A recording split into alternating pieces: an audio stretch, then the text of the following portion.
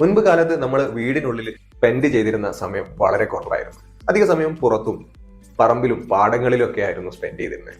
അതുകൊണ്ട് തന്നെ അന്നുണ്ടായിരുന്ന വീടുകളിലെ റൂമുകൾ അല്ലെങ്കിൽ മറ്റ് സ്പേസുകൾ, അടുക്കള വെച്ചുള്ള ബാക്കിയുള്ള സ്പേസുകളിലൊക്കെ വലുപ്പം നന്നേ കുറവായിരുന്നു. എന്നാൽ ഇന്ന് സാഹചര്യം മാറിക്കഴിഞ്ഞു. ഇന്ന് പലരും വർക്ക് അറ്റ് ഹോം ആണ്. ഒരുപാട് സമയം നമ്മൾ സ്പെൻഡ് ചെയ്യുന്നത് വീടിനകത്താണ്. അതുകൊണ്ട് തന്നെ നമ്മുടെ വീടിന്റെ അകം അല്ലെങ്കിൽ ഇന്റീരിയർ, കെട്ടിടത്തിന്റെ ഉൾഭാഗത്തിന് കൂടുതൽ സ്പേഷ്യസ് ആവുകയും കൂടുതൽ കാറ്റും വെളിച്ചവും ഒക്കെ ലഭിക്കേണ്ടത് നമ്മുടെ പ്രൊഡക്ടിവിറ്റിയും നമ്മുടെ സാറ്റിസ്ഫാക്ഷനും ഒക്കെ ഭാഗമാണ്. അതുകൊണ്ട് തന്നെ ഇന്ന് നമ്മൾ നിർമ്മിക്കുന്ന കെട്ടിടങ്ങളുടെ ഉൾഭാഗത്ത് കൂടുതൽ കാറ്റും വെളിച്ചവും ഒക്കെ നമ്മൾ ആഗ്രഹിക്കുന്നുണ്ട്.